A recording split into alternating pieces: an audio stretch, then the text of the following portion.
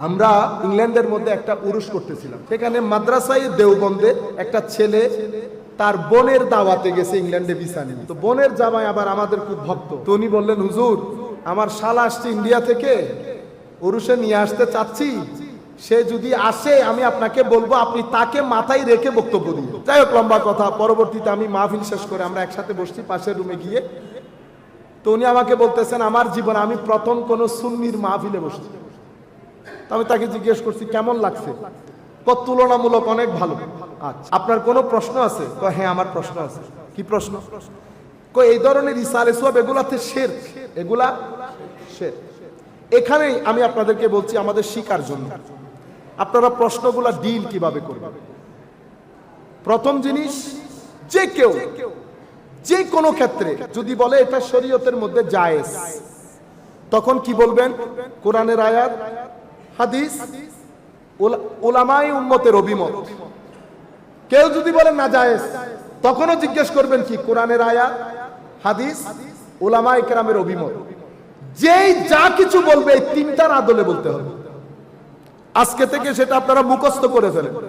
যে কেউ শরীয়তের মধ্যে কোনো কথা বলবে, বলবেন কোরআনের দলিল দেন, হাদিসের দলিল দেন, উলামায়ে উম্মতের কথা বলেন। হারাম বললে একই প্যাটার্ন। কেউ যদি বলে এটা আল্লাহ রসুলের জমানায় ছিল না, এমন কথা যদি কেউ বলে, তখন বেদাতে চলে যাবে। তখন এটা জায়েজ না, জায়েজ না, তখন বেদাত। তো যদি বেদাতের আলোচনা করেন তো কোরআন, হাদিস, উলামায়ে উম্মত, ঘটনা একই। যেমন মিলাদুন নবী, আপনি যদি বলেন নবীর জীবনে ছিল না, তাইলে আপনি চলে যাইতে হবে কোন সাবজেক্টে? বেদাতের সাবজেক্ট। যেটা নবীর জমানায় ছিল না এখন আছে, সেটা বেদাত। এখন বেদাত কোরআনের দৃষ্টিতে, হাদিসের দৃষ্টিতে, উলামায়ে উম্মতের দৃষ্টিতে। আপনারা পুরো বিষয়টা বুঝতে পেরেছেন? শিরক, আমি ওনাকে সিম্পল বলছি, শিরক হয়েছে, আমি মেনে নিলাম। আপনি এখন আমাকে বলবেন শিরক কোন জায়গায় সংগঠিত হয়েছে, এটা আপনারা মুখস্থ করেন। আল্লাহর, এটা সকল মুসলমানের জন্য এই জিনিসটা জানা ফরজ। একটা হচ্ছে আল্লাহর জাত, সত্তা, আল্লাহর সিফাত, গুণাবলী, আল্লাহর আফআল, কর্ম। তাইলে কয়টা পাইলাম? সত্তা, গুণাবলী, কর্ম। এখন আপনি বলতেছেন শিরক হয়েছে। এখন আপনি আমাকে বলবেন এই শিরকটা সত্তার ক্ষেত্রে হয়েছে, সিফাতের ক্ষেত্রে হয়েছে, না আফআলের ক্ষেত্রে হয়েছে?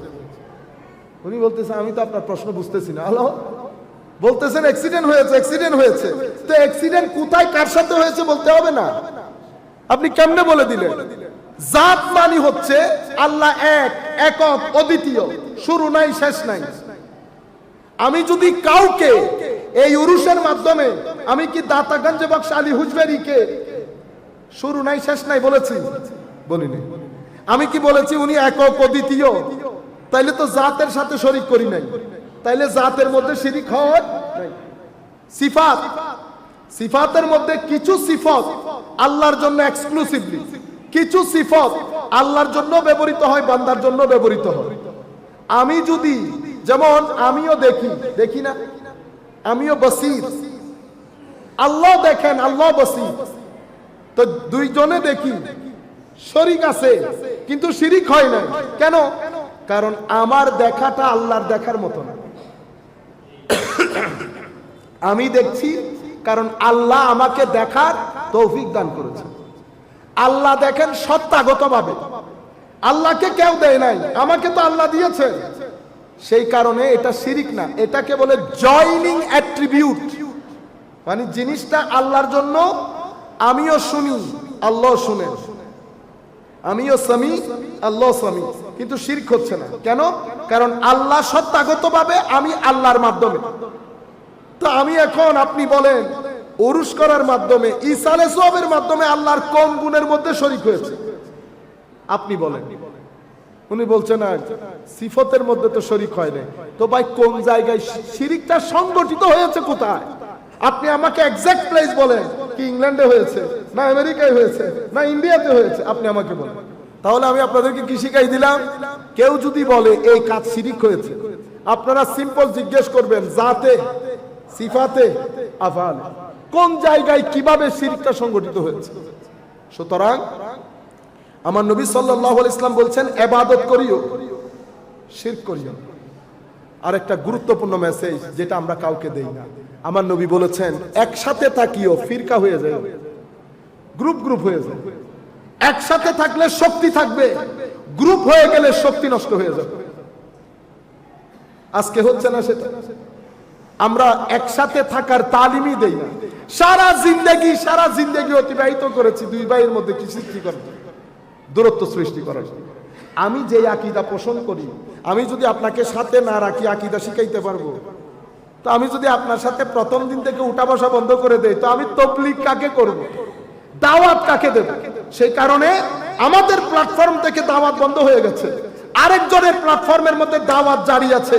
যেহেতু সে দাওয়াতের কাজ করে, দিন দিন তার গ্রুপ বাড়ি হচ্ছে। আমাদের এখানে যেহেতু দাওয়াতের কোনো কাজ নাই, দিন দিন আমরা কি হচ্ছি? আপনি বলেছেন इसके साथ उठना नहीं बैठना नहीं मिलना नहीं, ओ भाई उसके साथ उठना बैठना मिलना नहीं, तो दावत किसको करना और किसको सिखाना? আমরা এটা না।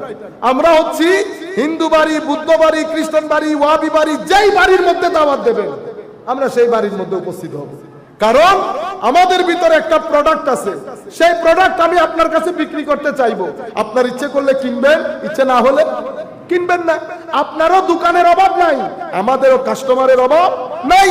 এই বাজারে বিক্রি না হলে আরেকজনের বাজারে বিক্রি করব, এই দেশের বাজারে বিক্রি না হলে ইন্টারন্যাশনাল বাজারে বিক্রি করব। আমাদের এখান থেকে দাওয়াত বন্ধ হয়ে গেছে। আমরা সুফিয়ায়ে কেরামের তর্জ তরিকার ওই দাওয়াত বন্ধ করে দিয়েছি, যে দাওয়াতের মধ্যে ইশক থাকবে, আদব থাকবে, ইলম থাকবে, হিকমত থাকবে, আখলাক থাকবে।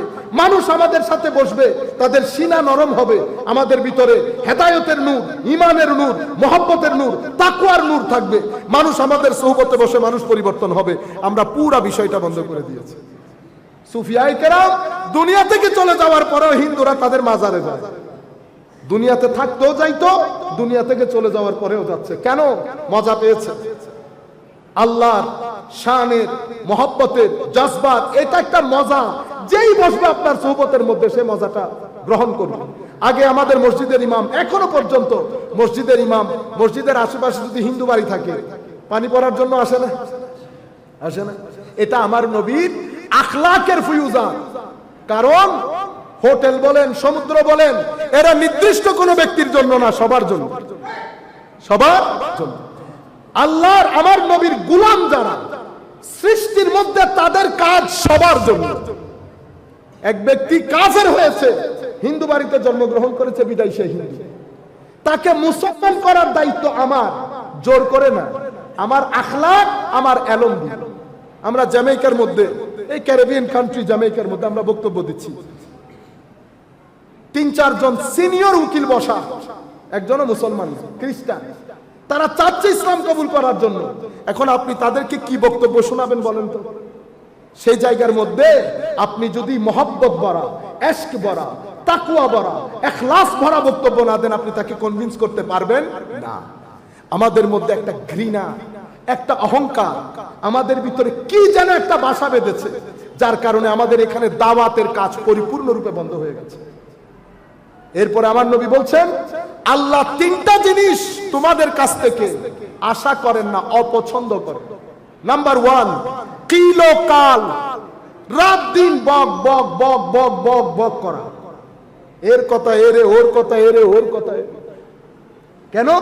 আমার নবী বলছেন, তুমি যদি আমাকে বিশ্বাস করো তো জবান বন্ধ রাখো, খুলতে হলে ভালো কিছু বলো, আর যদি কিছু না থাকে জবানকে বন্ধ রাখো। মান কানা ইউমিনু বিল্লাহি ওয়াল ইয়াউমিল আখির ফালিয়াকুল খায়রান আও লিয়াসমুত। হাদিসে পাকের মধ্যে সুফিয়ায়ে কেরাম বলছেন, তো তুমি যদি চাও আল্লাহ তোমার সিনার ভিতরে হিকমত দান করুক, তো তুমি বেশিরভাগ সময় চুপ থাকা প্র্যাকটিস করো। চুপ থাকার মধ্যে এত ফজিলত, বুঝতে পেরেছেন আপনারা? আমার নবী বলছেন, এই কিলোকাল বকওয়াস করাকে আল্লাহ পছন্দ করে। আরেকটা কি? আরেকটা হচ্ছে এদাতুল মাল, এদাতুল, সম্পদের অপচয়, খাদ্যের অপচয়। অপচয় করাকে আমার নবী সাল্লাল্লাহু আলাইহি ওয়াসাল্লাম বলছেন আল্লাহ অপছন্দ করেন। কাসরাতুস সুয়াল, অতি মাত্রায় প্রশ্ন। আমাদের এখানে এখন প্রশ্নের অভাব আছে, মাঝে মধ্যে তো আমরা নিজেরাই বিরক্ত হয়ে যাই, কি করে কি বলে। যখন কোন সোসাইটি সমাজের মধ্যে অগ্রহণযোগ্য, কোন ধরনের মিনিংফুলনেস নাই, এই ধরনের প্রশ্ন বেড়ে যাবে, তো মনে করবেন সোসাইটি নিচের দিকে চলে যাচ্ছে। আখেরি ফরিয়াদ, আল্লাহ রাব্বুল আলামিন আমাদের কবুল করুক। আমরা সবাই মিলে যদি রাষ্ট্রের শান্তি বাদ দেই, নিজের শান্তির চিন্তা করি, রাষ্ট্রের শান্তি চলে আসবে। আগে আমরা চিন্তা করে দেখি আমাদের ভিতরে স্থিরতা সৃষ্টি হয়েছে কিনা, আমার রাষ্ট্রের মধ্যে সুকুন আছে কিনা। আমার এখানে সুকুন নাই, এখানে কোত্থেকে আসবে সুকুন? এখানের সুকুন আল্লাহর জিকিরে, তিলাওয়াতে কোরআনে, দরুদে পাকে, মসজিদে, মাজারের জিয়ারত, কবরের জিয়ারত, মানুষকে সহযোগিতার মাধ্যমে এখানের সুকুন। যখন এখানে সুকুন তৈরি হবে, এখানেও সুকুন অটোমেটিক্যালি এসে যাবে। আল্লাহ রাব্বুল আলামিন আমাদের হামে নাসির হোক। ওয়া মা আলাইহিল বালাগুল মুবিন। আসসালামু আলাইকুম।